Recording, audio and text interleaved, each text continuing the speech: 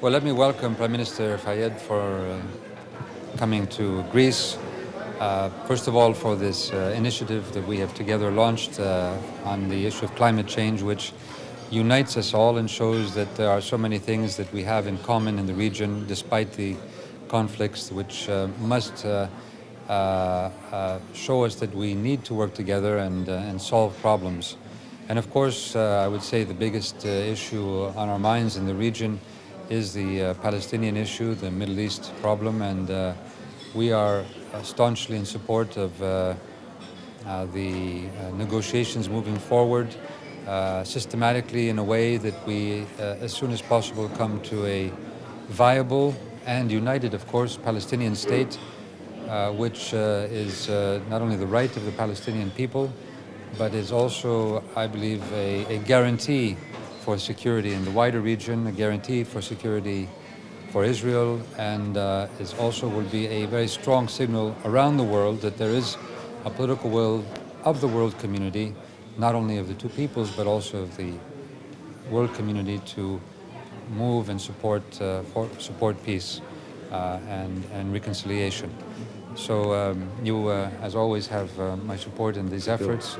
We are doing what we can, both in the region, but also bilaterally, and of course within the European Union, to make sure that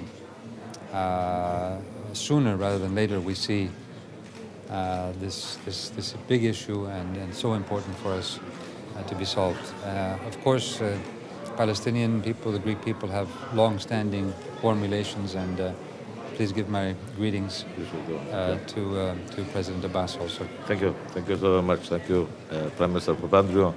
Yes, indeed, I had the pleasure of visiting Athens today in the main to take part in the Prime Minister's climate change initiative.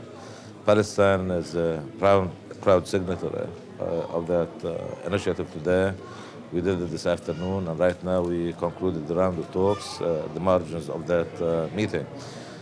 As Prime Minister Papandreou explained, we discussed overall issues related to the situation in the Middle East, and in particular the situation on the ground in the occupied Palestinian territory, in West Bank and Gaza, the situation on the ground, and also where things stand politically in a political process, which we Palestinians attach great deal of importance to, but one that is strong enough and credible enough to promise delivery of that which we Palestinians have for long wanted to see happen, an end to the Israeli occupation, so that we can get to the point of enjoying that which is an absolute right for all peoples around the world, to live as free people in a country of our own. That's what this is about.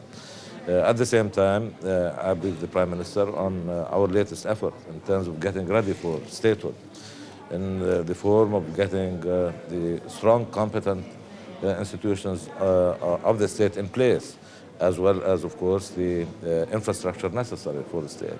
We're doing so in the context of that two-year plan, which we launched in August 2009. We are past the halfway mark now in the implementation of that, with a very large number of projects and initiatives completed, and certainly with the promise of us being able to, in fact, complete the task which we set out to accomplish a bit more than a year ago. So we're doing the best we can under adverse conditions, of course, associated with the occupation practices, the siege that's still there in Gaza. Nevertheless, we're determined to continue to pursue our objectives and indeed get to the point of being state ready within the timeline that we have actually set out for ourselves. It is certainly our hope that the political process will by then have produced an end to the Israeli occupation that began in 1967. That's really our hope, that's our expectations. Yes, the process is in a state of impasse right now, but it is very important for it to move, and move quickly, with credibility, in order to get more and more people to invest in it. We're hopeful that by continuing to do the best we can to get ready for statehood, that will generate a positive dynamic of its own, one that should, we believe, reinforce the prospects of the political process to produce.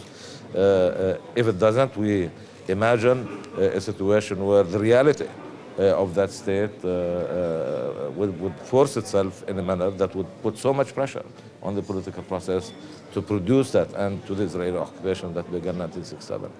we're doing it. We're grateful, certainly, to Greece for the long-standing and warm relations. We had the pleasure of receiving the Prime Minister in Palestine not long ago, and more recently the Foreign Minister.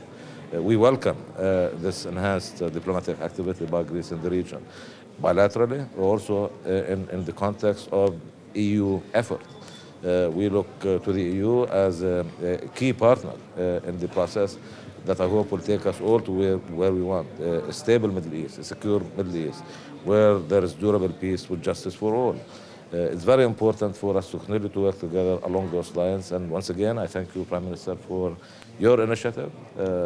You did Greece proud for having launched it here. It's a small region, and together we're a very small part of it, working on getting to be a country of our own. But we're proud to be.